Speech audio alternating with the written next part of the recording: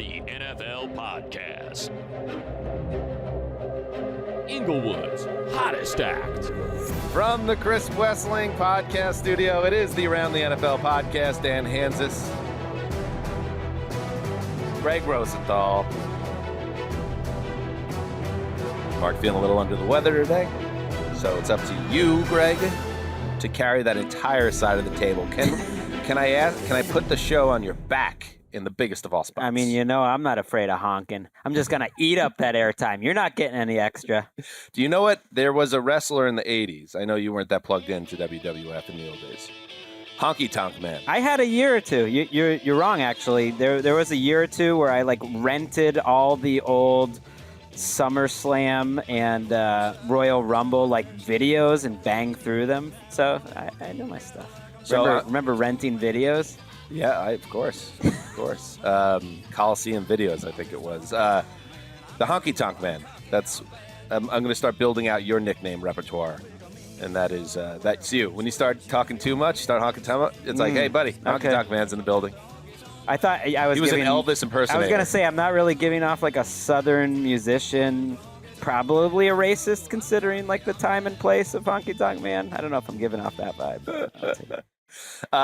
This is week 3 in the NFL. A little later tonight, Greg and Danny Kelly of The Ringer will recap the beginning of week 3, which is Texans Colts.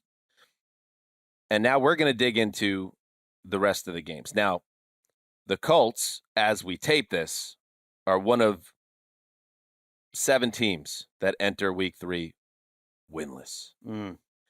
And we call this on the show, it's like the caged animal, the cornered animal, the wounded animal. This is the week. And I don't think it changes, Greg, even though we have 17 games. I guess it does change in a little bit because it's just math. There's more opportunities now to get back into a race. But I would think that, statistically, if we're still doing a season this long in 20 years, the data is going to be similar. You start 0-3, you're banged in a big spot. No, you're done. So Jets, this Jags, is one of your best, routines every year, or at least theories, is the cornered animal routine. You're done at 0-3. I don't want to hear it. And it's some teams, and now getting our mentions and say, no, this team and that team, that is the exception that proves the rule. Jets, Jaguars, Giants, Detroit, Minnesota, Atlanta, all need a win this weekend to really keep their season on track if you want to make the playoffs. And Greg, not for nothing, we do a little game here ourselves called the Lock Game. You've started 0-2. Well, that's true. That's not the same as the cornered animal because we're like the AFC South. I mean, I'm only 1 game behind. I'm not expecting any of these teams to go undefeated or anything. So true. That list you just made, though, if you had made a list of who's going to be 0-2 before the season, almost none of those are a surprise except Minnesota, who, not for nothing, lost in overtime and on a missed kick. So they could be 2-0. Right, they could easily be 2-0. The rest of those teams, especially when you think about the Colts' schedule, the Colts, of course, playing Sunday. We got the Panthers-Texans on Thursday night. The Colts, if you looked at that schedule going into the season, it is not a shock that they couldn't beat the Seahawks and the Rams. All right, so we're going to go through all the games, and because now it's just 2 of us, Greg. I don't know, man. Now it's 2 of us. Ricky's here, too. Ricky. What's up, guys? You're still here, right? I'm still here. Good. Still here. How are you, by the way? I'm doing well. How are you guys? I don't like these huge monitors. Yeah, it's blocking my eyesight. Well, I'm also I'm too dressed up. I want to wear a T-shirt Your for mouth a podcast. just made the weirdest noise. Really? It was like an armpit fart out of your mouth. I'm gonna play it 100 times. The Honky Tonk Man. With the armpit fart. But now I can just look. Maybe I got to move my seat up. But Dan just looks like he's towering over me in this situation. Well, I mean, in I'm real a larger life, man than you. Yeah. I know, but I'm not usually looking at it. I feel small, huge on the inside. That's good. That's the most important thing. All right, so Ricky, we're gonna do, instead of going around to draft 1, 2, 3 with Mark, we'll work things out for Sunday. Greg and I are just gonna go back and forth. But let's mix things up and start this preview show with the primetime games.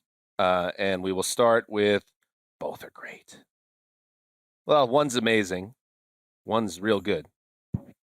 Especially if you're a guy who likes the NFC East. And I do. Because you know who else I liked? I liked Poppy. My grandfather sitting on the chair.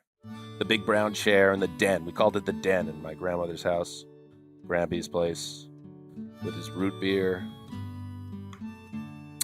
watching the G-Men, not talking to anybody. It's like not one of those things where it's like, I learned so much about football from my grandfather. I would sit at his knee and he would show me Phil Simms and Lawrence Taylor and tell me that's the way football should be played. No, Poppy didn't have much to say, but we did watch the games in silence together when I got home from St. Margaret's. When we had church on Sunday, Keith would be playing softball usually. Me, my mom, my sister, Shay, and Kevin. We would then go to Granby's, and there's Poppy on the couch. Were you in silence? Yeah, I mean, I was like 11, 10, 9. If Poppy doesn't really want to talk, what am I going to say? I mean, that was a different experience than me. If you think I'm honking, try to get a word in edgewise at the Rosenthal House, especially watching sports. But I like you're comfortable in the silence. That's one thing I've noticed now. We're here in the Chris Wessling podcast studio, and I have wondered, like, what would Chris think about all this? Because it all is very fancy. But back in the day, like, you wouldn't have just been comfortable kind of like luxuriating in these pauses. That's like a power broadcasting move. And are there a lot of pauses? You're there now. Maybe I'm just now. Maybe it's just two of us, so I'm just trying to kill seconds at this point. Anyway, NFC East football, always fun. Let's start there. Monday Night Football. Eagles at Cowboys. And man, the Eagles, let's start with the Eagles here. Feels like the Cowboys got away with one on Sunday on some level, but that's a big win on the road, and we'll get to the where we stand on Dallas. But the Eagles, Jalen Reagor stepping out of bounds on that touchdown catch. You have the Quez Watkins 91-yard reception setting up first and goal, and then you go four and out with the not so Philly special in a game that ended 19-14. That's a bad beat. That's a tough beat against the Niners. But how do you feel about the Eagles going into this game? Did you take positives out of that performance? I did. I just look at the 2 weeks as a whole, that if you told me before the season they'd be 1-1 with a blowout against the Falcons and a close loss to the 49ers, I'd be like, okay, I feel a little Checks better. Out. After seeing them play, for the most part, they're who I thought they were, which is really strong up front on both sides. I think they're going to have to figure out, like, how to actually use Jalen Hurts' legs, because even though he ran a lot last week, it wasn't really schemed up. And when they needed to come up with a play to get a first down in short yardage, they couldn't really do it. But I love this matchup if I'm the Eagles when I have the ball against this Dallas D line. I know they played hard last week. Micah Parsons is a star and can play defensive end and rush the passer, but they might be without Dorrance Armstrong, who's been their best defensive end, I guess. I don't even know, because they don't have Lawrence. Gregory comes back, and I don't know. That seems like a little bit of a mismatch, and I think like the Eagles could grind them up a little bit. It was also a game of attrition for the Eagles. They suffer a huge setback. It's a team that really their strength is in the trenches. You lose Brandon Graham now for the season with an Achilles injury, so that's going to hurt. And then on the other side of the ball, Brandon Brooks, their right guard, he goes down with a pec strain that he's going to the IR. They don't think it's season ending, but he's going to be gone at least 3 weeks. So that concerns me as well, because if their strength is in the trenches and you're weakening on both sides, you start to balance out a team that isn't hyper talented to start with. You take away from their strength and what's left. Of course, Landon Dickerson, my boy, the second round rookie,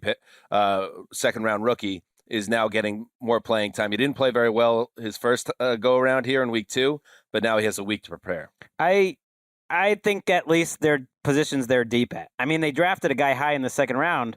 Hopefully you can fill in.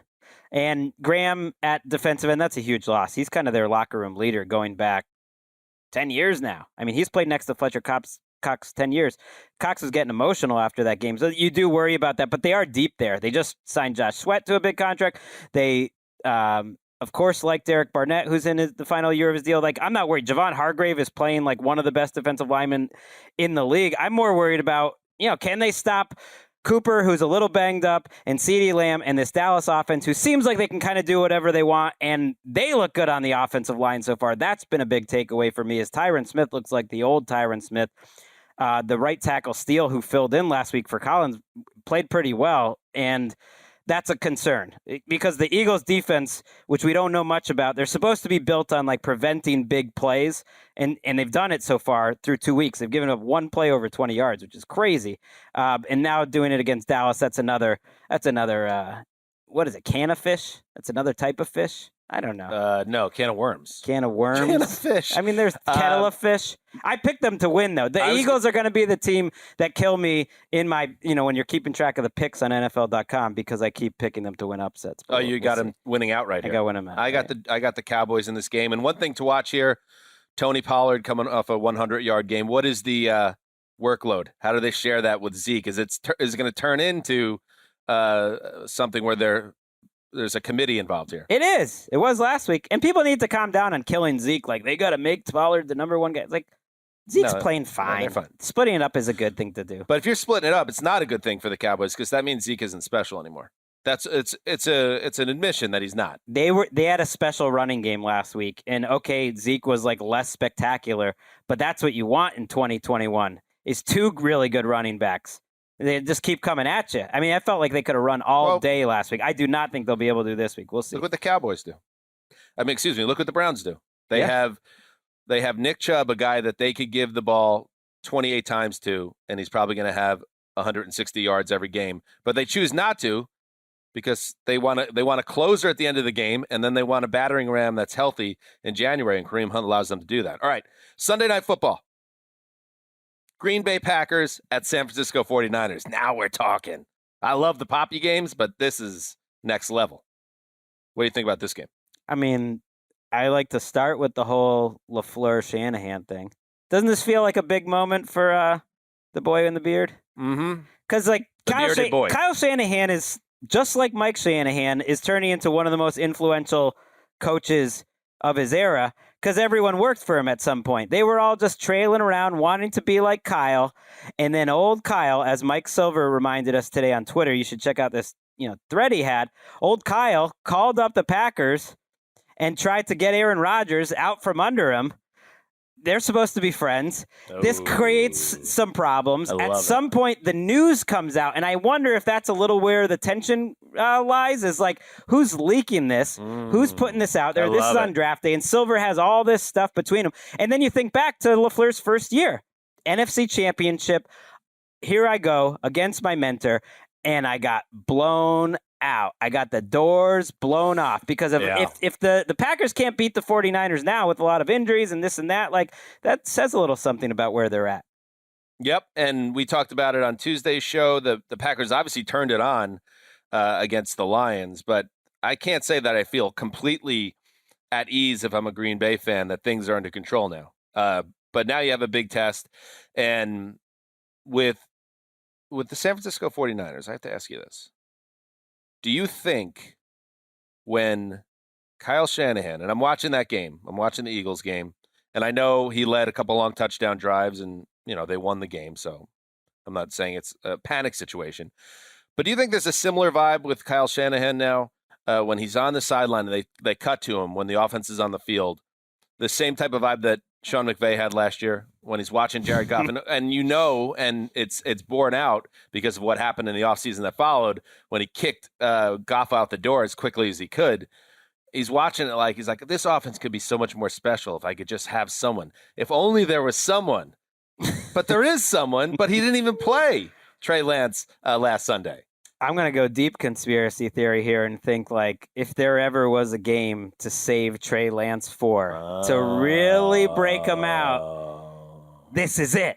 Because you think about this Packers defense, and they've got a little bit of new scheme disease, which is like when you get the new coach and you got the new scheme, and they're trying to be a little too complicated, and then they immediately say, well, we're going to simplify. Like, that's always a bad sign. They're trying to communicate. Who's going to test your communication more than Trey Lance? This is the week to play him. So, yes, I think he is thinking all of those things. I think that's why he drafted Trey Lance.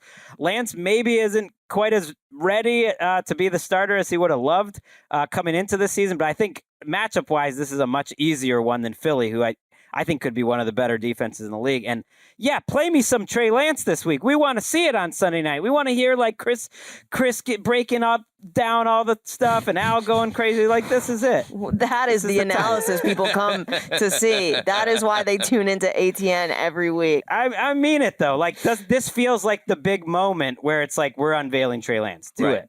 Make the offense more explosive. I mean, that if this guy's ready to go, then we'll see it. And we're going to get to the Chicago Bears in a little bit because their first-round quarterback is about to get in action, whether he's ready or not. All right, there's the primetime games. And by the way, no Elton Jenkins potentially in this game. Their left tackle, who would be trying to go against Nick Bosa. We don't know Jenkins' status, but it doesn't sound great, and that's a big loss. Well, because then you're down to your third-string left tackle by week 3. The 49ers aren't quite as scary as they were when Ayuk is in detention, and they've got like 4 different running backs injured, but it does sound like Mitchell will probably play this week, maybe Trey Sermon too, so I like the 49ers here. Yeah, that's a tough one.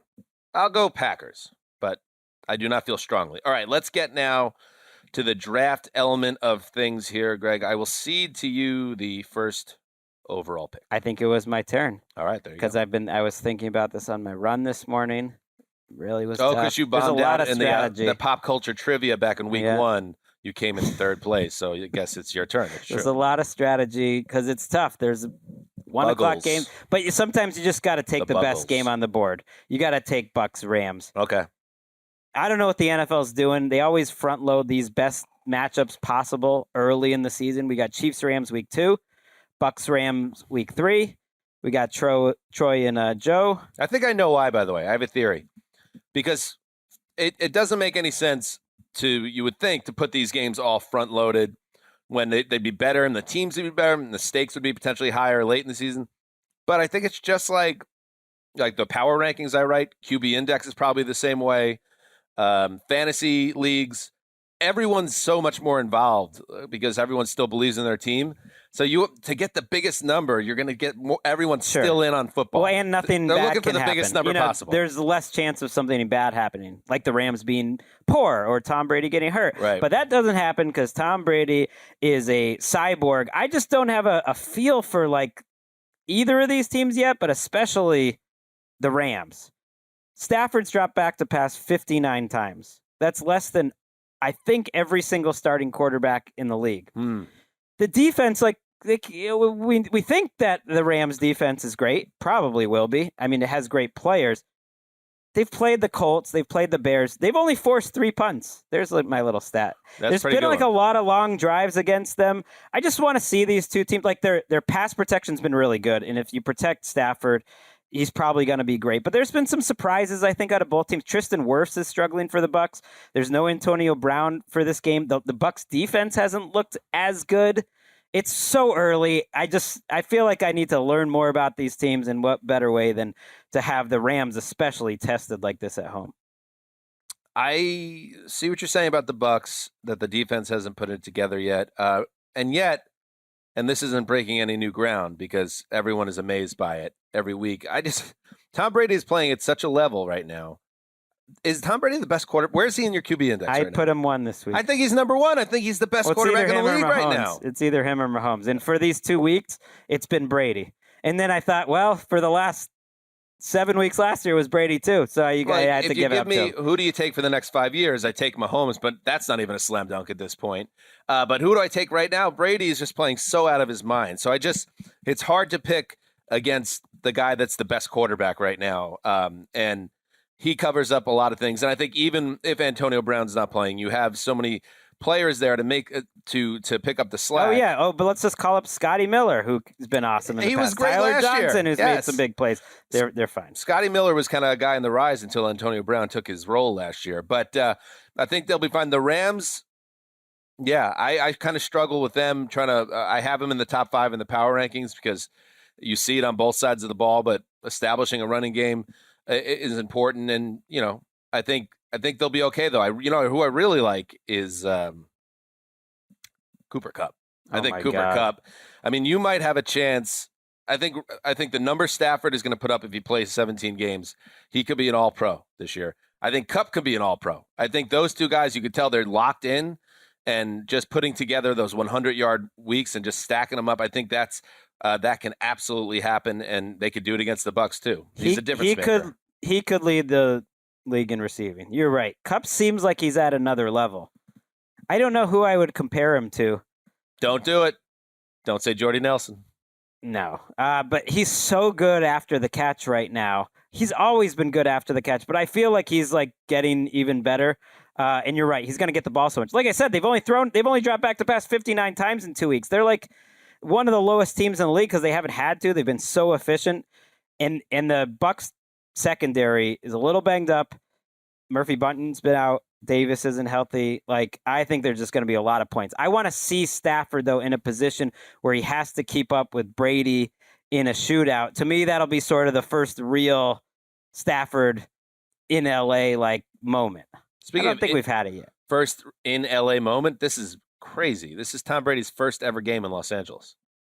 I mean, it makes sense, but also, whoa, his career started when you and I were in college.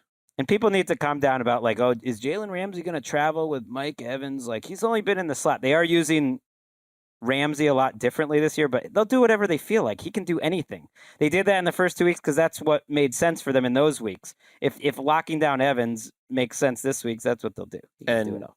With the Bucs, and as I was saying, with Brady leading the charge, so far this season, they're averaging 39.5 points per game. He's throwing for almost 330 yards a game. He's got 9 touchdowns in 2 weeks and a pass rating of 113. I could not decide who to pick for this game. The Rams started as a slight favorite, and then it moved to the Bucs being a slight favorite because more people are on the Bucs. I took the Bucs for the most insanely small, pathetic reason possible. What is it?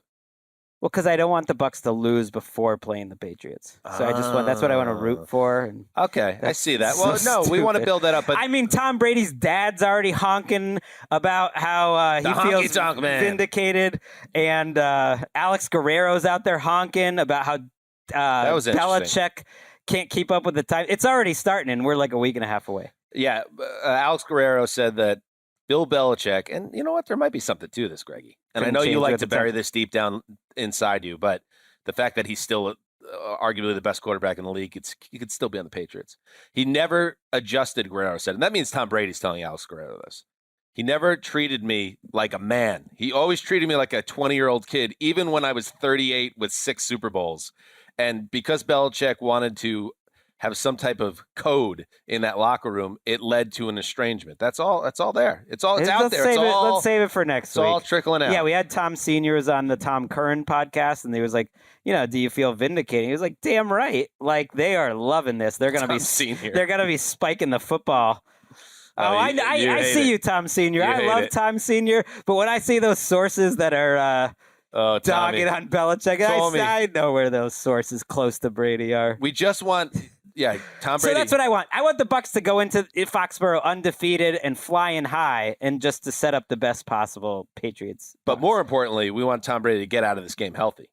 Well, that, of course. Which is usually, he's only been he's missed had games a solid once. 12 straight years. So. Okay, before we move on, you're not going to believe this. The Wessling brothers also wounded animal game. They need a win. They're 0-2. And there's a lock on the line with Rams. Wow. Yep. And Bucs. Let's hear from Nick Wessling. Hey guys, after an 0-2 start, some of the Wessling brothers wanted to take an easy game this week just to get a win under our belt. But that's not exactly the way we operate, is it? So we decided to go after the biggest game of the week. We're talking about the Bucs and the Rams. Matty Stafford finally looking like the quarterback we always knew he was. Going against Tom Brady with an offense loaded with talent and a defense that can be stifling. But you're going up against the greatest defensive tackle we've ever seen, too. Ooh. Aaron Donald and that defense have been smothering so far this year. And Chris always told me, never bet against Tom Brady. But I'm going to have to go against him on this one, and we're locking up the Rams. Wow. While I have you here, I just wanted to thank you guys all for helping Chris so much during his 2 fights with cancer and what you're still doing for Keisha and Link. Love you. And hope you guys are well. How about that? And by the way, he sounds just like Chris. Oh, he is Chris. Oh. I mean, anyone that knows Nick, when the two of them were next to each other. I mean, they look the same. They talk the same. They talk about honking. Nick will be going nuts at night. I love that man. The best thing, I think, if you can give me, like, I don't care what it would be, like if Tyson Holyfield or Ali Frazier or Hulk Hogan versus the Ultimate Warrior. No, don't give me front row tickets to any of that. Give it to when Nick and Chris were playing cornhole together and the shit talk was through the roof. All right, I'll draft next right after this. All right, here we go. Okay, you took the late game, which is the best game of the week, non-prime time, but also a mistake, tactical mistake by you. I'm going to let you know why. Of course, you're watching that game either way. I'm not like that, though. I just focus in on You're my not watching games. Bucks-Rams. That's why I wanted Sunday, to take late it. Game. That's what I mean. Either way. I only focus on my games because I have a hard time even doing that. All right. Surrounded by too much. All right, well. I guess I'm just more advanced on Sundays. I want to be able to like check that box and not go back to have to watch it still. And All so right. I want all eyes on that Bucks Rams. I want the full experience. Well, I'm going to go to the early slate and go Chargers at Chiefs. Fine. Oh, and it's the Nance and Romo game. That's a good job by me. And it's also a nice little measuring stick game for the Chargers and a nice little how we doing game for the Chiefs, who outlasted the Browns, obviously in week 1, and then get picked off by the Ravens in week 2 on Sunday Night Football in an instant classic. And I'm not going to look at that game and be like, oh, well, the Chiefs are actually in trouble now. Actually, it drove people crazy. The power rankings this week, I don't know what it is. I don't know if it's just life is hard right now. People are just so much angrier than I feel like they've ever been with the power rankings. My 3rd year doing it now. And You've only been doing it for 3 years? We'll get to that in a little bit. But like, they're so mad that I kept the Chiefs at 2. Just a level of anger because I still think the Chiefs are fine. I think they're the best team in the AFC. They're behind the Bucks. And the bottom line is, if Clyde Edwards-Helaire doesn't put that ball on the ground, that's a whole different conversation. It only comes down to does Butker kick the field goal or does Mahomes go into the end zone at the end of that game? So since the running back blew the game, that stinks, but it doesn't change how I feel about the Chiefs, that they're going to be able to score on anyone, that when the game's on the line, 9 times out of 10, unless something weird happens, see Sunday night, they're going to always prevail. And in their building, I'm picking the Chiefs to win this game, but it is going to be fun, Greg, because you got Justin Herbert in this game. Justin Herbert, who his head coach, as I said Tuesday, after a game in which Herbert threw the 2 interceptions, as if to say, hey, dummies, it's not just about the stat sheet. Brandon Staley said Justin Herbert was the best player on the field in that game against the Cowboys. All pros all over the place in that matchup. So you have Justin Herbert against Patrick Mahomes in Arrowhead, 75,000 people. Put it in my veins. I love we get this matchup twice a year now. Maybe my 2 favorite to watch. I don't know. Okay. Lamar. I got to throw Lamar in there. The 2 quarterbacks I would trust most on 3rd and very long. I felt like Herbert was escaping 3rd and 11, 3rd and 13, 3rd and 15 all last week. Mahomes is the greatest I've ever seen at that. Also, the 2 quarterbacks, even now, that I would trust the most with a big deficit to make a comeback. So if the Chargers are down in this game, I just don't feel like they'll be out of it. And we know the Chiefs are never out of it. The Chiefs defense, on the other hand, you could like get near the panic button with it. I know they've played the pretty good offenses here the first 2 Very weeks. good offenses. Great offenses. Yeah. But that was kind of a wounded Ravens team. I mean, you are giving up at some point. These are NFL teams you're playing. You're giving up 6 yards per carry this season. You're giving up more than 10 yards per passing attempt. You are statistically the worst defense in the league. That is partly about the opponent, but it doesn't get that much easier this week. I am a little concerned about what's going on that side of the ball because it's not just the contracts where Kelsey and Mahomes and Hill are taking up a lot of spots. Like the Rams do that. But I don't feel like the Chiefs have a lot of hits otherwise right now in some of their linebacker group and some of their secondary and some of their defensive line. I think it's a pretty bad-looking defense in that they've gotten into the habit of winning these close games. They were not a dominant team last year. They kept winning shootouts all last year. They were like, 8 and 9 and 1 in one-score games last year. And, like, that's what I expect here. This line started at 8. It creeped to 6.5, and I like the Chargers to at least keep it close. I would never pick against the Chiefs in Kansas City, but I just feel like it's going to have a crazy ending, just like the last two Chargers games. To your point, and it's just through 2 weeks, and this is going to happen when your first two games are 33-29 and 36-35, but the Chiefs defense is last in yards per play, last in big plays, which I believe the NFL or Next Gen dictates is plus 20s, tied for 28th in red zone defense. They can't get off the field on third down. They don't have a real. They have 21st in sacks, last in rushing, so they're getting run on. Lamar Jackson doing his thing, obviously shades that as well. But so they need to get better in that realm. And I think, how about a little Derwin James covering Travis Kelce? How about that as a sub matchup? I said I was on the James for Defensive Player of the Year bandwagon. He looks awesome. I love the Mike Williams bandwagon right now. They are treating him as a true X receiver, the true like Michael Thomas in the Saints offense or Marcus Colston in the Saints offense type of receiver. He has more targets in these last 2 weeks, like in a 2-game stretch, than any point in his career, and he's handling it. That's why I think the Chargers have answers, and it'll just go back and forth. It was a good choice. You got Romo, Oh, gonna get fireworks. These are the two. Sometimes I want to save a game for Game Pass if I feel like I'll be distracted, but that's not really what I did here. These two quarterbacks are the best at attacking downfield in the league, so there's going to be a lot of points. And the Chargers obviously coming off a very disappointing home loss to the Cowboys, so big game. They don't want to get in a hole. Imagine if the Chiefs are trailing late in this game. It's going to feel like a big game, them not wanting to go to 1-2 in a pretty good division. All right, there we go. So I got that. Speaking of which, speaking of the power rankings, Pat McAfee show. It came up. They do a thing where they kind of go through the ESPN power rankings, and they were kind of trying to figure out. It was McAfee, and he has his two buddies that do the show to do the show with him. I guess they're like producer type guys. One of them's AJ Hawk at some, but I don't know if he was this in wasn't that Hawk. segment. No, this wasn't Hawk. And they were kind of picking apart the ESPN power rankings, and then they kind of moved over to what's going on over at the NFL. Let's hear that. Also, it's interesting. It's a deal. I mean, you take this for what it's worth. I don't know how you do a power rankings list. You don't even ask Dan Hanzus or Matt Money Smith. I agree. These are two different networks. Obviously, I don't think they can. They should, though. I don't think they can put their power rankings together. But you're right. Hanzus and Matt Money Smith are the power rankers. Yeah. Hanzus. Yeah, Dan Hanzus. Like the god.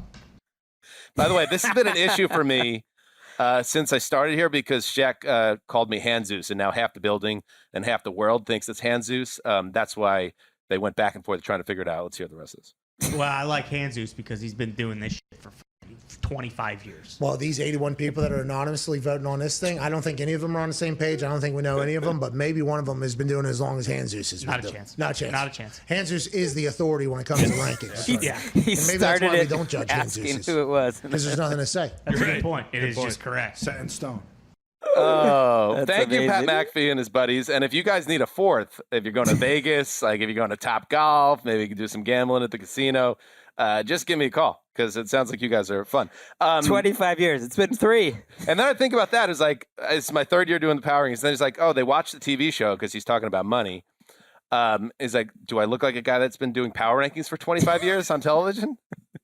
That's a problem. Anyway, thanks for the shout out, boys. You're up. That was great.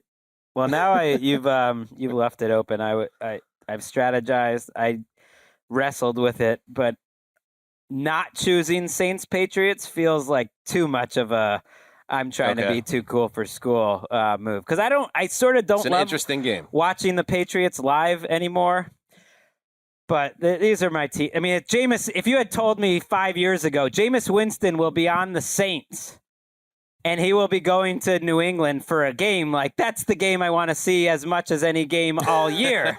It's like the most fascinating thing possible. You've been shaken though, right? You were shaken by that game. I was shaken. I'm shaking on both fronts. I don't know what's going on with either of these teams. And that makes sense. If you look at the history of the Patriots, they don't really turn into who they're going to turn into until October, November. But the Saints are very similar. They often finish very strong. They start slow. They're trying to figure out their roster.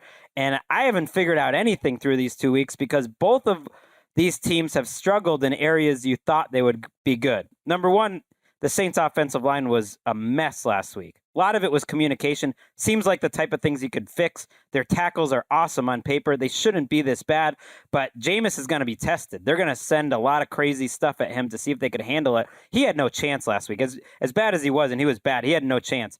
The Patriots offensive line has been pretty bad. The right tackle's been a disaster. They're starting this guy, Yasir Durant, who they picked up a couple weeks ago. Trent Brown might be back for this game. That helps, but Isaiah Wynn hasn't played well. They've given up pressure in the middle. It hasn't been good. Mac Jones didn't play well last week, I think, because he was trying to get rid of the ball too quick. His version of Zach Wilson having a rookie freak-out moment is just dumping off 4-yard passes like after 1.5 seconds and not looking for open receivers. Like I'd rather that type of freak out, but that was his type of freak out. And that could absolutely happen again against a very creative Saints defense who's getting healthier. They're going to get Lattimore back, their best player on defense. CeeDee Deuce back, who's extraordinarily underrated. That changes their secondary, and they'll be a better defense this week. The Mac Jones thing, okay, I could see your perspective on that. I thought watching it live last Sunday, and I got to be, that's a game I don't go back to. If you're a Jets fan and your entire future is tied into this kid and he throws 4 picks in 3.5 quarters, you're not going back to the game. But I thought it was a conservative game plan by the Pats, or maybe it wasn't. Maybe it was conservative play by the quarterback. That's what he said. He said he missed a lot, and the tape kind of shows that. But honestly, unless you're like, the goal here is to absolutely blow the doors off the opponent, which I guess it always is, that was fine. Because if the other quarterback is imploding and giving you the game, you don't need to get too cute. Just take the 26-6 win and get to the next week. I guess the thing to keep your eye out on with the Pats is if this becomes what their offense is, where they're just super conservative, and it's in part because of the quarterback's decision-making, or maybe McDaniels isn't ready to really turn the reins over to the kid yet. We're going to see that in the coming weeks, and I guess this will be a good game and a good test. But also at the same time, if the Saints put some points on the board, what is going on? We know the Jameis Winston issue, but Alvin Kamara now through 2 games, and I know last week got away from them, but I don't care if the game's getting away from you and you fall behind. Find a way to get the ball in Alvin Kamara's hands, and he has 121 scrimmage yards through 2 games. That's the fewest he's great week since 1. He's been a rookie. Here's the thing, though. When you play a team like the Patriots, Belichick trying to shut down your number 1 weapon, it's going to be Kamara. The limitations of what Sean Payton did this offseason in terms of not adding receivers allows defensive coordinators to get really creative. You can blitz like crazy because you can kind of trust the Patriots to guard Marquise Callaway and little Jordan Humphrey and Deontay Harris one-on-one. So you can get creative up front, or you can do anything you can to stop Kamara and say, okay, go beat us. Because you're kind of afraid, like as conservative as the Patriots have been, the Saints have been more so. Jameis Winston's thrown like 20 passes each week. It's a bad situation. All right. James White is back, though. That is one thing I want to say. The old vintage James White is back. He had some juice last week, and that will really help. They have their best players are at running back. He's going to have a monster game Harris this week. and White are their 2 best players offensively. Where are we at Damian Harris health-wise? I know he's been fine. a little banged up. He's fine. Okay. He's playing through it. He looked good last week. The line's got to be better. I don't understand why their line is struggling so much, but it is. Ricky, I figured out, but I actually thought about this with your locks, because you took a L last week with the Eagles. Sure did. And because Greg was so hot in the pants about it, let's not give you the week 1 victory either, because you were locking up a team. Give me 0-2? No, let's not do that. Let's double weight this game. No, you just 0-1. I think she just has 1 less game. That's I want everybody fine. to be in the same. That doesn't make any same sense. standings. You can't just make up different rules. What do you mean? She was 0-1. All right. Well, listen. Look, he's still hot in the pants about No, this you're game. not just making up rules where you give This double. Justin. Then I would do that any week possible. No, that doesn't make. Well, you can't just do that. You can't just do that. You missed the right, first week. That was your suspension. That was your suspension. Make it count double. And since you just brought up my L with the Eagles again. Nick Sirianni at a press conference just now. Wait a second. Showed up in a T-shirt that said "Beat Dallas" for his presser. Okay, so they're mad. Okay. They're coming off a close loss to the 49ers. That was a tough game to get through. And you know what? Me and my podcast partner, Colleen Wolf, split ends. The trailer drops Tuesday. Check that out. I'm going to go with the Eagles again. And if you're going to put double on it. No, I'm not allowing that. You can't Why? just It's within because that's a significant advantage. You would much rather that. What do you mean? If she loses, she's 0-3, dude. Because that would mean she's made 2 picks and she's 2-1 instead of 1-1. How about double if I lose? I don't know. No, we don't need to punish you. It's that point either. where whatever anybody says, Greg's going to say no. No, right. I think anyone that scored over a 39 on the math test would understand how it's unfair. So now you're hitting out at me? Yeah. Well, I'm locking up the Eagles again. Is that okay, Greg? That's okay. I picked the Eagles because we already talked about the game today. Now it's not. You should have your locks ready. When we talk about the game. So what other arcane rules can you plug into this? You should have them ready. Well, the press conference really just did it me. for you. I really picked the Eagles. I like the. I can't like wait the Eagles until Erica finishes ahead of Greg in the standings. She very well might because she's going to dance on your grave, my friend. It's I have no confidence whatsoever, but I never did. In this game. Where were we? By the way, the one last quick note on the Patriots. Talk about how far you've fallen as a Patriots organization, like how far we are from Drew Brees and Tom Brady playing in this game. Mark Schlereth is the analyst for this game. We've had Trent Green back-to-back weeks. That is a sign of where the Patriots have fallen in the power in the whole situation. That's a tough sitch. All right, I'm up. All right, let's see. Hamina. Ooh. You can edit this out in post. Definitely not. Let's go. Let's go Colts Titans. Let's do it. Let's see what's going on over here. Let's see what's going on in the AFC South. My goodness. So we don't have Carson Wentz in this game. Double sprains? We don't think so.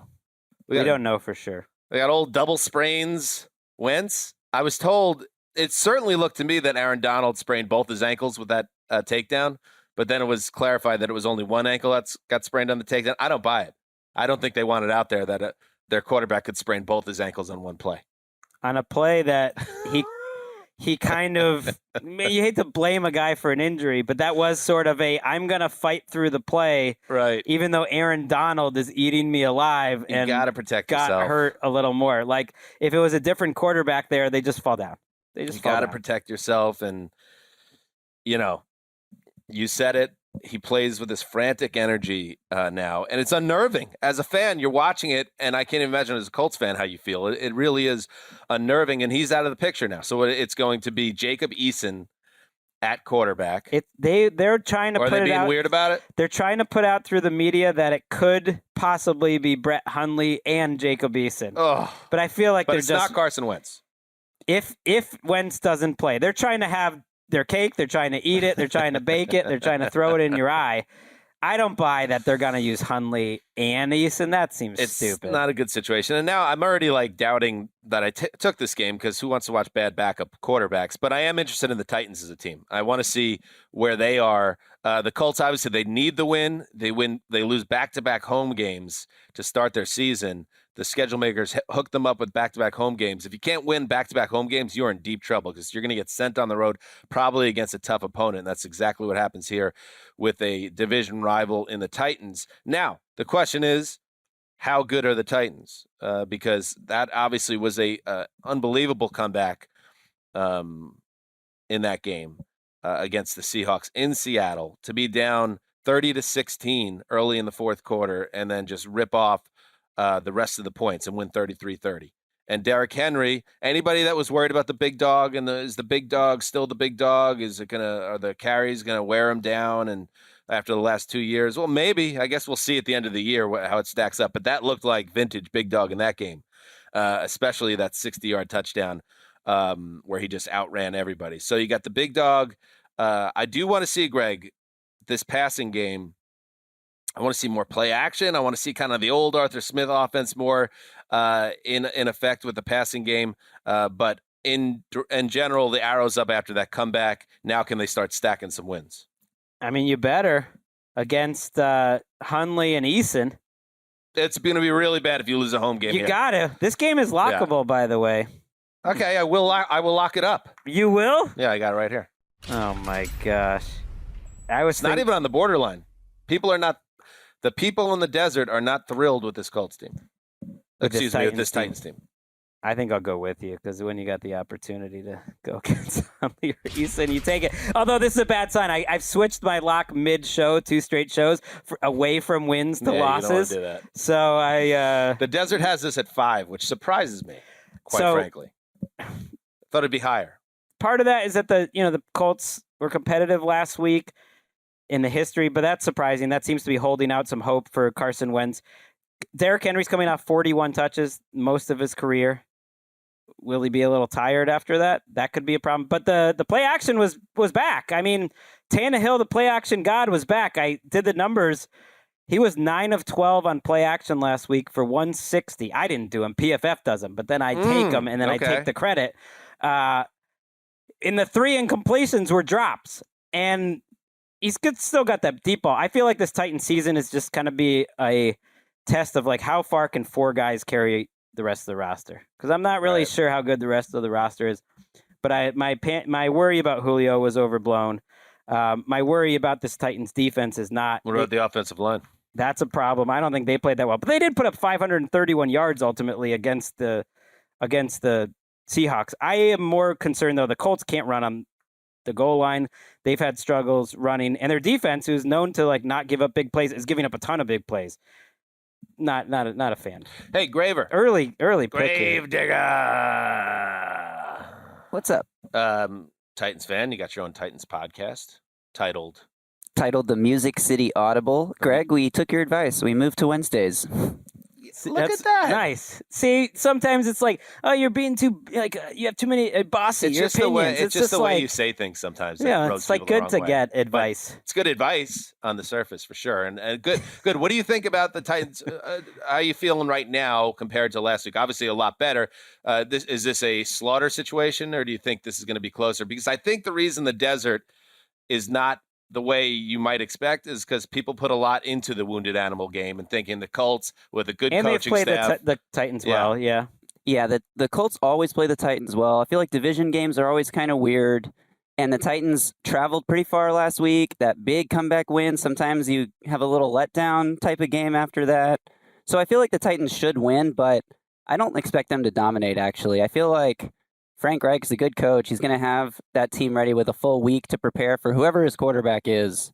That's fine if Jacob Eason can play. And they scheme up open throws. Wentz has actually, I think, played fairly well the last couple of weeks, despite, kind of the tone we've had around him. So, the receivers will be open, but I don't know. All right. Let's move on, Greg. You're up. Thank you, Gravedigger. I'm going to go Cincinnati-Pittsburgh. There it is. This was the game I was going to lock up for the Steelers. There's so many injury situations hanging out there right now that I'd love to know if TJ Watt's playing. Mm-hmm. I'd love to know if Ben Roethlisberger's playing, but I'm pretty much assuming that he is. Deontay Johnson sounds like he is probably out for this game. Devin Bush is probably back in for this game. Joe Hayden, I don't know about. Alex Highsmith, I don't know about. When we look at the Steelers struggling last week, I think it got a little lost in the TJ Watt injury that, oh, by the way, they're missing like 5 of their best defensive players. Stephon Tuitt's on IR. Hayden's easily the best cornerback in a rough secondary. Highsmith is, basically a starter in terms of their pass rush, and Bush is their best, inside middle linebacker type, off-ball linebacker type. That's a lot. Mm-hmm. I think it needs to be put into context. It sounds like most of those guys will be back this week, including Watt. I think this defense, if they have their guys, is going to be enough because I have a lot of concerns about Joe Burrow right now. I am curious, what are your Joe Burrow feelings after a couple weeks? I'm worried. I'm worried that they have not fixed the pass protection, and it's going to get him killed. And it's something we all talked about entering the season, and you saw it again in week 2. He took a lot of hits, was sacked a bunch, was hit a bunch more. And I think the problem with Burrow, is if you continue to have issues protecting him, it's going to affect his maturation as a quarterback, and he's going to develop bad habits, and the turnovers are going to stack. Now, He did throw the 3 turnovers or the 3 interceptions on 3 consecutive passes, but that's not who he's been in his career, not in college, not to this point in the NFL. So I'm not worried about all of a sudden an avalanche of game-changing negative plays with him. But at the same time, it is on my radar that they are not protecting him, and that led to a functional breakdown in their offense in the second half. I think a lot of it's on Burrow, though. I mean, yes, the offensive line hasn't been great, but it was one of the reasons why I was worried about him going into this year is so much of his game is escaping the pocket and creativity and kind of making plays up as he goes along. And I think he's a little gun shy right now to do that. That's sometimes he's sort of the opposite of Carson Wentz. He's taking those sacks. He's going down, and he should to protect himself, but he's going to have to come up with some sort of balance where he tries to make some more plays. He took a couple sacks where I felt like last year there's no question he would have tried to escape and make a play, and they're actually the number 2 team in running the ball in game neutral situations, which is kind of a weird stat. But basically, if the game's not a blowout in one way or another, how much are you running it? And they're number 2 behind the Ravens. So I feel like they're trying to protect Joe Burrow as much as they can, and it's a hard way to win that way, like these low-scoring type of games. And there were some, rumbles or murmurs out of Cincinnati. Jamar Chase lamenting not enough deep shots against the Bears.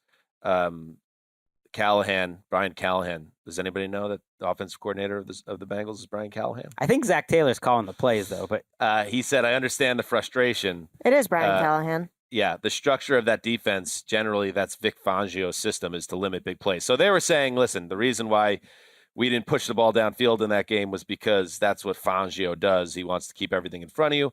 We'll see. This will be a good test. Bengals defense is good. I think this could be a low-scoring game here. And I'll tell you, the Steelers, I'm a little worried about the Steelers. I think if the defense can stay together physically, they're going to stay in a lot of games and be a team that's on the making a playoff push. But this Big Ben offense, I don't know, man. They tried throwing it deep last week a ton, 8 times, did not work. I think they'll bounce back. All right, let's take a break, and then we'll be back with the next pick. All right, I am up. I will I will take Jets at Broncos. 2 things here. Watch it. What did you think about Zach Wilson? What did you take out of that game? That the Patriots made a couple amazing interceptions. 2 of those first 3 were incredible defensive plays that I think got, a little too blamed on Zach Wilson just because, those are incredible plays by, a veteran secondary. But after that he kind of fritzed out, that he just started throwing some things up. He had a couple of really nice throws in the fourth quarter, but that they're setting coverages at him that are slowing his mental process down, and he just started throwing it up. Now, that's a bad sign. My concern is if the schedule gods of any kind were cool to the Jets, they would get they'd get the Jags this week, or maybe they would get the Falcons, who they get in London. We're going to be there to see that game. Instead, you get the Broncos in Denver, who just chopped up and spit out Trevor Lawrence, the number 1 overall pick. So my concern here is that this is going to snowball a little bit. And I just hope if he does end up taking another, he gets humbled once again here, and hopefully it's not in the meltdown that we saw with the Patriots, where he ended up with 4 turnovers by midway through the third quarter. Hopefully it's not that type of situation. But even if this ends up being another game where they don't score more than, 10, 20 points, I just hope it's not something that sets them back for a whole season. So they need to do the things that they can do to help them, the Jets, which they did against the Patriots. They protected him better. They gave him a running game. They, on the defensive side of the ball, they got the ball back to him repeatedly and gave him a chance to fix his day. It just wasn't going to happen. So the Jets, I thought, it got lost in the shuffle a little bit, and all the other power rankings out there is like, oh, bury the Jets last in the league and all this stuff. It's like, well, if you watch the game, it was Zach Wilson who wasn't competitive in week 2. And that's important. They didn't look like 2 teams that were like one team was better than the other. Right. So the Jets need to take that effort as a team to Denver, and then Zach Wilson needs to be better. And then the Broncos side of things, I think this is just going to be fun to watch if they're going to really set themselves up well here. If they can start their season, get off to a 3-0 start, who knows? We just talked about the Chargers, Greg. You love the Broncos so much that you think they could be a 12 or 13 win team. Well, if that's who they are, and they're going to get to 3-0 here most likely. Maybe the Chiefs are going to slip up enough like they did in week 2 where this turns into a division race. I like the problem is like every time I say a number like that, it goes up one every time. Like I think it started at 10 to 11, then it was like 11 to 12. Now it's 12 to 13. It's like I appreciated you calling me out when I said the Texans were like the best team in the league through 6. I just get it. It's because Wes, what are you talking about? Right. It's because I'm excited about them. 12 wins, I think, is a realistic goal with this defense. 12-5. Vic Fangio forces quarterbacks into holding the ball that extra half second and forcing them to overthink. You saw it with Lawrence. You saw it against Daniel Jones. You'll probably see it. I am disappointed in the lack of advantages. It seems like the offense is giving Zach Wilson. There was a lot of excitement about this offense and the coaching staff on both sides of the ball. I think if you look at the defense right now, they're coaching up that defense. They're frisky. The Broncos are 10.5-point favorites in this game. To me, that's too much because I think the Jets defense is too frisky to just give away that many points against it. I mean, they're playing guys that were cut from other rosters as starters, and they're playing pretty well. Like Colbert from the Patriots, I was like, oh, wait, he's a starter for the Jets? I didn't realize that. Like, he was on the Patriots 2 weeks ago. Quincy Wilson's a bust in Jacksonville, just got cut a few weeks ago. He's starting for the Jets, and yet they look pretty good. They're good up front. I don't think the Broncos are going to score a ton of points. Even in these great matchups the last 2 weeks, they've still been kept in like the upper mid-20s. So I could see this being a little nerve-wracking for Broncos fans.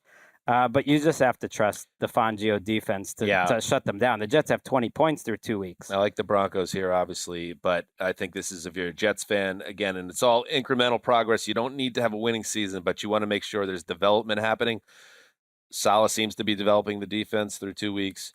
Let's see if Wilson can bounce back. And Jamison Crowder, by the way, did not practice again today. And they took the Pats. The Pats whole thing. It's like when you're playing the Jets, you're like, okay, let's take away their biggest weapon. You're like, what is it? It was Corey Davis.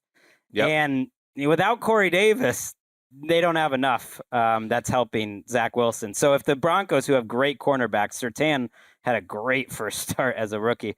If they can take away Corey Davis, there's not a lot there. And listen, we all like Braxton Berrios, but he is not Jamison Crowder. Why is he their lead? That's one of those things where it's a bad sign for your team when Braxton Berrios is your leading receiver. You need Crowder in there. He's a great security blanket for a young quarterback. And where's Elijah Moore? Start making some plays. I know he got on the stat sheet. And Denzel Mims, I guess he's just not on the team really anymore. He was deactivated in week 2. That's a bad look for the entire organization. And Joe Douglas, let's go Jets. Clean it up. Greg, you're up. All right, I'm just going to go the next best game on the board. I think is Minnesota-Seattle. We mentioned at the top how the Vikings are. Ooh, that's a good one. Like most 0-2 teams. Yeah, it's going to get drowned out by the Rams. Bucks also at 425. But this Vikings team, they could be 2-0. They probably should be 1-1 in some way. But instead they're 0-2. It makes it a classic cornered animal game. And I like what I saw out of their offense last week. How could you not?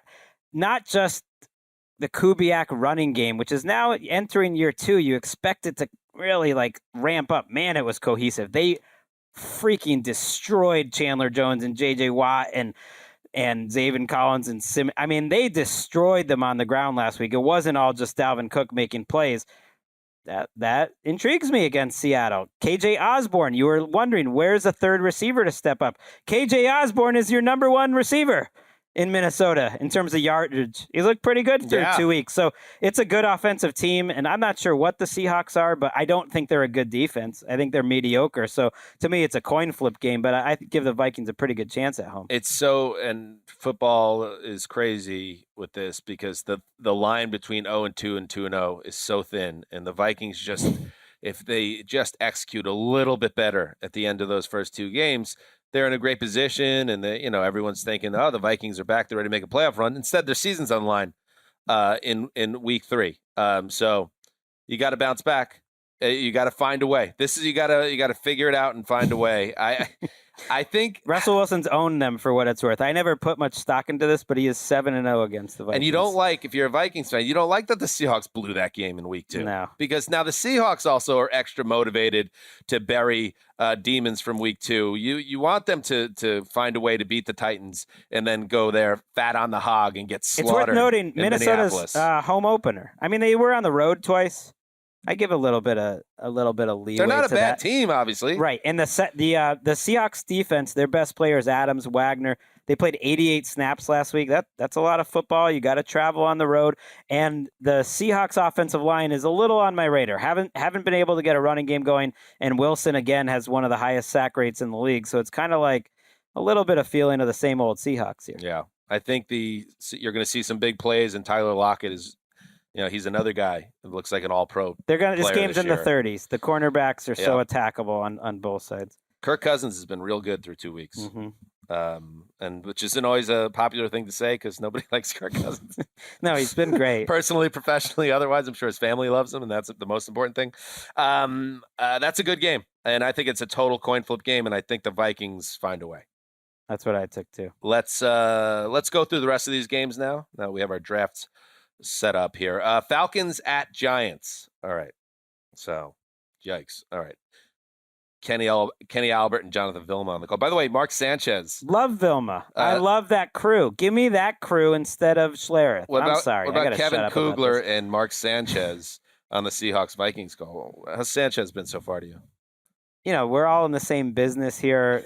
They're learning. Oh, These guys see, are you've learning. advanced. See, you were talking about me with like pregnant pauses showing like a level of advancement. You being in a place now is like, well, Mark Stoon is best. We're all out here. I away. haven't enjoyed those broadcasts yet. No. I like the old Greg who's just like slinging arrows everywhere. I just hammered Schlereth. He's got the crossbow. Just taking out everybody in the industry. Where's that guy? Bring him back. I mean, the best analysis Sanchez had was about how awkward it would be for Jimmy G to be hugging. Maybe that wasn't his game, but just he was talking about that. It's like, okay, he's been there. He's been there in those situations. All right. Falcons, Giants. This is when you got 2 wounded animals, it's going to be bloody. It's going to be gross, and somebody's going to end up dead. So that's the Kenny Albert, Jonathan Vilma game. It's at the Meadowlands. I really liked. We haven't talked about this game, the Giants, because it was the Thursday night game last week. I mean, listen, they found a way to lose that game against Washington. I love the way Daniel Jones played in that game, and I'm not going to put too much into it because that's the whole Daniel Jones experience. But would it surprise me if he stacks up 2 really impressive games back to back here and people start buzzing a little bit as we enter week 4? Hey, is this the Daniel Jones season finally where he fulfills the promise? That's what I think is going to be a conversation on Monday after the Falcons get their ass beat. Ooh, lock that up then. I agree with you. I do like the Giants in this game. They've lost 2 offensive linemen for the season already. Is that a bad thing? I mean, it can't be good. Of their line? Lemieux was one of them, was Shane Lemieux, and Nick Gates was another. I don't know. They're starting guys who just joined the team a couple weeks ago. That's not great, but I'm with you. I loved what I saw out of Daniel Jones, and I love what I saw out of Jason Garrett for 58 minutes. It was a creative, aggressive game plan that took advantage of Daniel Jones's leg. Not everybody liked his game plan. No, I get it. It was great, but I think everyone did until they got the ball with 3 minutes left, and then he turned back. Then he talked into Jason. That was the moment where I lost him. Yeah. Where he turned back into Jason Garrett and got very conservative with the game on the line when all it really took was one throw to win the game, and then you go Jason Garrett run pass, and it fell apart. But you got to win this game. It's Eli Manning retirement jersey game. You can't lose this game, Daniel Jones. Mr. Giant. You can't lose this game. You did the ping pong and the beer pong and hack and sack with Eli. He's your mentor. Do it. Wait, who did? Remember rookie year? They would show those. They would show those clips, those pictures of Daniel Jones and Eli Manning in hack and sack, drinking beer, and they're like, "See, they are bros." Matt Ryan is last in the league in average depth of target. I know you love A-Dot. He has thrown in 2 weeks. He's thrown 3 passes over 20 yards and hasn't completed any of them. He threw one pass early in the game in week 2 that just hung up. Yep. And his receiver had a step. I don't know if it was Ridley. And it just made you think, okay, so we got something going on here. I think my prediction, Leonard Williams has a big game.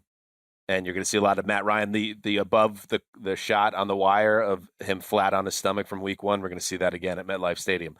Up next, Bears at Browns. Okay, so Justin Fields is the starting quarterback. Andy Dalton's knee injury is not an ACL tear, but it's jacked up enough where Justin Fields is starting, but the belief in Andy Dalton hasn't changed to the point where they're saying this is now Justin Fields' team. They're still letting it out there. It's Andy Dalton's job until we decide it's Justin Fields' job. But that also ultimately doesn't matter, Greg, because if Justin Fields plays well in Cleveland this week, it's done.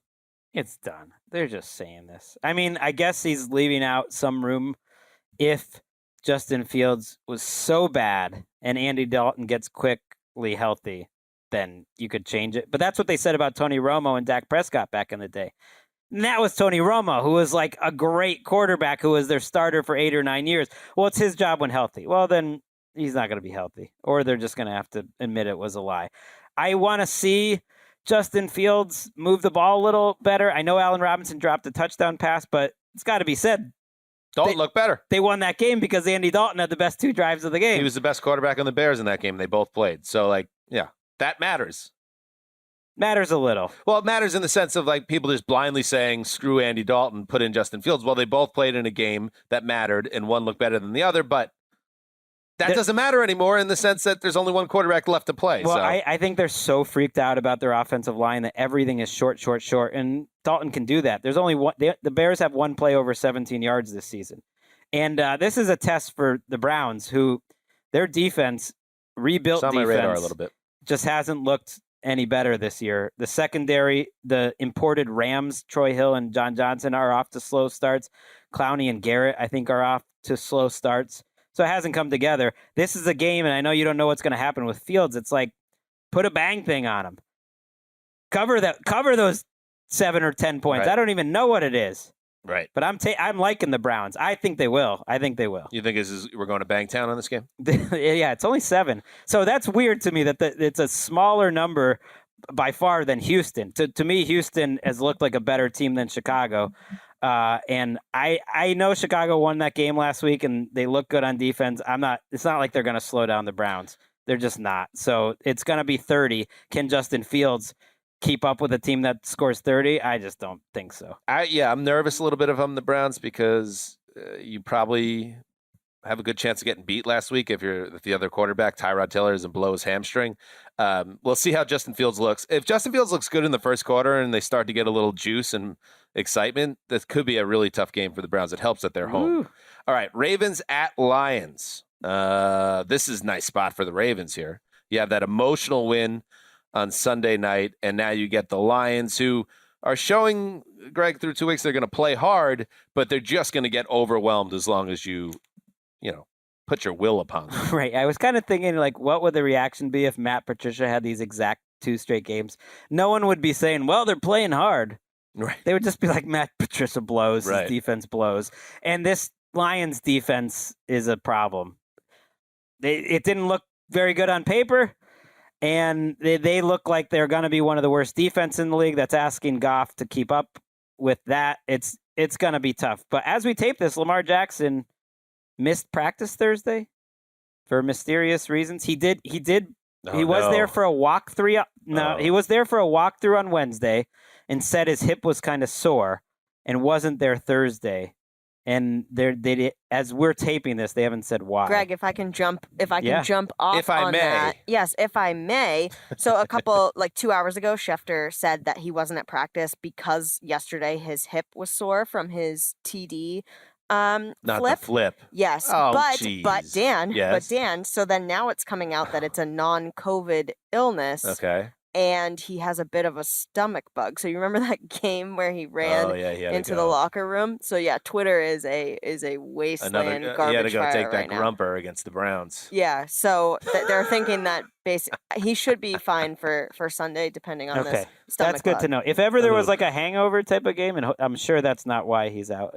Hangover. You're saying he has a hangover? No. Wouldn't this be it? They kind of slayed the dragon. You're going to Detroit. not saying they would lose, but that it might be uncomfortable because I'm not convinced this Ravens team is going to be great. I know they put together a great performance. Oh, come on. The running game was, wow, people get on Greg Roman, but oh my God, I rewatched it. I watched this thing and like they were doing things I never seen before. It was confusing. It was blowing my brain, the type of motions and the way they're using their tight ends and fullback. It was a lot that they threw out. And a lot of that's Lamar too. He changes so much. Well, of course, yeah. He changes, not just him, I'm saying, but just what he does with an offense and how defenses have to account for where he is. And all of a sudden you stick it in somebody else's gut and they're all looking at Lamar. Like that's why I think he's such a secret weapon. But you had the like motion guys going one way and like, man, they were like a 2 seconds late on so many of those runs. And Tyson Williams is a player. I love that way that he runs. I would take him over Gus Edwards just as a pure runner, and I don't know if they're missing that much. Too soon. With running backs, he can run. Maybe he can't pass protect. Just like bury Gus Edwards. Yeah, bury Gus. I didn't bury J.K. Dobbins or anything. Right. By the way, the Lions are burying Jamie Collins. They said they're trading him. He's no longer showing up to practice. I'm only mentioning this because like when Jamie Collins quits on you, he really quits on you. This is 3 teams. I don't want to personally attack the guy, but it is 3 teams where the team has kind of been like, oh, we're going to get rid of this guy like now because something ain't right. Yeah. And, there were some questionable efforts when he was on the field in week 1. I want to, breakout player. It's happening. Hollywood Brown. Looks good. He is, and he's building off to the end of last season. He really has looked very good, and that's what they need desperately. Sammy Watkins, I think, has given them what they've wanted so far, and Rashad Bateman, when he gets back from the core muscle surgery, that's, you hope he's going to be able to have an impact this season. He's really behind now. But I really think Brown, this could be the season. He is a first-round pick back in 2019. I think this could be like the 1,200-yard, 8-touchdown season the Ravens thought they were getting because they seem to have some real chemistry. Let's pause quickly for a break.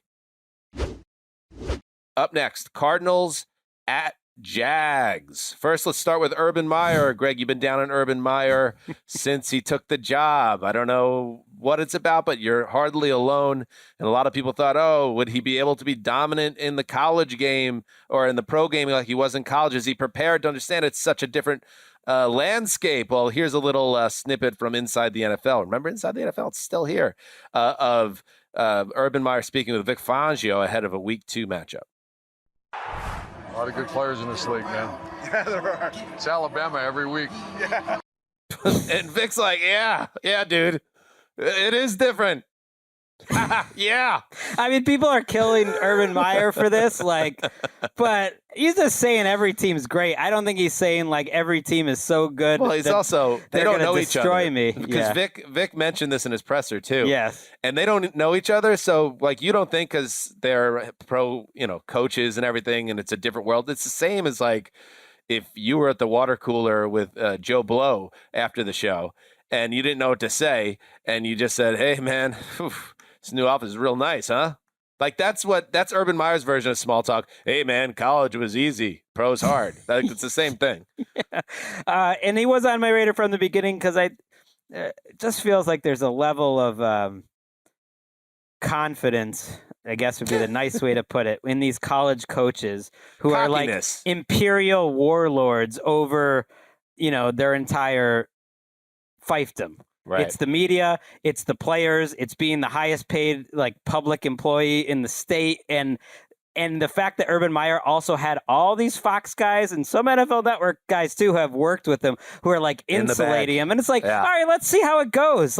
You had these great players, we know you can recruit. We did some creative things offensively at in college at Utah and certainly Florida and beyond, but it's okay, let's see how it goes, and it's not going well. It's not going. The offense has been rough, and they had 189 yards total against Denver. And again, that's a very good Broncos defense. But even last year's team that went 1-15 cleared that bar every week. And Trevor Lawrence had 73 of his 118 passing yards on the first drive. You don't want went up 7-0. They don't want it to ruin them. They're so pass happy. They're kind of the opposite of the Bengals. I know they have been behind in these games, but even early, the first drive's they are just letting him throw the ball. He looks like he's really inaccurate, but I think it's just he's late. I hope. Yeah, that's what they've been saying, that he's just like kind of slow to see things, and so the ball gets there and the receiver's no longer in the place that he was supposed to be. He's going to be all right. I think he'll be fine, but their defense is a mess. And I look at the things you worry about is when players that were good before aren't really that good now. And Myles Jack has been a little bit lost in this defense, getting picked on. C.J. Henderson, I guess, hasn't done much in the past, but he's been lost. The defense being this bad is a bigger surprise. And oh, by the way, you got comfortable Kyler Murray coming in there, and comfy Kyle. He just looks so at home in this system. That's the benefit of keeping the same coordinator. We get on franchises for changing out coordinators, whether you like Cliff or not. Like, Kyler knows this offense. He knows where everyone's supposed to be. Nuke Hopkins did not practice Thursday, didn't practice Wednesday. Keep an eye on Friday. We're recording this on Thursday. But you do take some solace, if you're a Cards fan, knowing that Rondell Moore is developing at a high rate.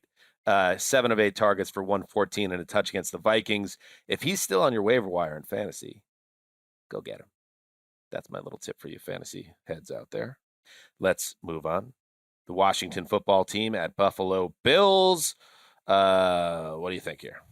I think that the Bills defense is a problem. That if the Bills defense, in a good way, for the rest of the league, if the Bills... Wait, no, it's a good thing for the Bills. It's bad for the rest of the league. It's a problem. The defense is playing well. It's a problem for the AFC East. It's a problem for the AFC. If they're this good, man, it just gives them such a margin for error. And we're seeing that so far with Josh Allen and the offense not quite being there. But people kind of forget how good this Bills offense has been at various points, and Matt Milano is leading the way. I don't know if you have this experience, Dan, when players that Wes really loved are like popping on Game Pass. I had that with Kareem Jackson last week. He's in the room with you. You just think about him. You think, and because he was so early on Milano, and he was so right, he kind of makes their defense. And maybe Wes could see it all back then. It wouldn't surprise me. But I feel like he's playing at a level now that is just mind blowing. That is like Navarro Bowman in his prime, like changing the game, like all pro, whatever you want to say. It's 2 games, but he has really stood out to me, and their defense to me is just going to be too good for Tyler Heineke. I mean, what they did to the Dolphins was borderline cruel. And the Dolphins building their home opener, first time in front of fans in 2 years, to absolutely just steal their will by the second series. And by the way, and we're going to get to the Dolphins next. That's a broken rib for Tua now, who's out of the picture. That's what the Bills, they can bully you with that front 7. And now if you get the offense figured out, if they get airborne on offense and get to the level they were last year, this is the team we've all talked about in the offseason. This is a Super Bowl level team. Right. Now, can the offense get there? We'll see. And this might be a good matchup to do it. The Washington defense has been so disappointing through 2 weeks. Come on, young and sweaty. I can't get a nickname off the damn ground if you're not going to take the next step as professionals. You know what?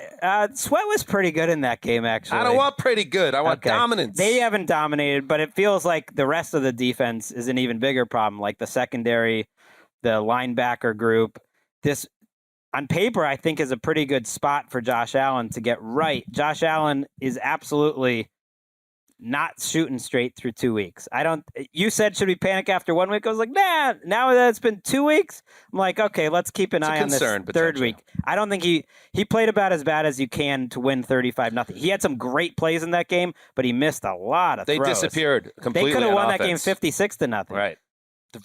For throughout, after they had an early touchdown, the offense just disappeared for a long stretch there, and the defense just carried the day. By the way, last thing, because we got to get out of here in a few minutes, but the Washington football team, if there isn't a questionable hold that wipes out a Daniel Jones 58-yard touchdown run, if Darius Slayton can make a football play in a big spot on an end zone drop when there was no Washington defender within 20 yards, you're looking at a monster Daniel Jones game on your team, the Washington defense. That's supposed to be one of the best in the league. So they got lucky on so many levels to win 30-29 in that game. It could have been a totally different game if the Giants just executed and got some, if a flag gets picked up. Finally, Dolphins at Raiders. Yes, Tua And you kind of felt this happening. You felt it trending this direction all week that, okay, they said he just got banged up and he's going to be okay. But no, he's got fractured ribs. So he got hit 3 times hard in, I think, 7 plays against the Bills. And now he's on the shelf. And you're asking questions about his future, not just because he didn't look so hot in week 1 and as a rookie. Now he's hurt again. And that puts you in a situation. There's no Ryan Fitzpatrick. It's Jacoby Brissett going to Vegas. And this sets up really well, Greg, for the Raiders to get off to a 3-0 start. You know I love me some Jake Brisket. We don't have the Jake Brisket, but we do in our hearts. I'm hearing it in my head. I hear it as well. He's back in the mix, but him in this offensive line. There it is. Slice me off a piece of that Jake Brisket. We do have it. Don't better. Shake your head. Well, no, I mean, it's on a totally separate thing. Yeah, it's not like she could just snap her. No, I knew that, but I just meant like coming. I just want at some point while we're having the discussion. And she could have hypothetically in post just dropped it right when you said it. Right. But then since you kind of called the producer out, it creates this issue. So just now I have to address it. You know what I mean? I mean, slice me off a piece of that.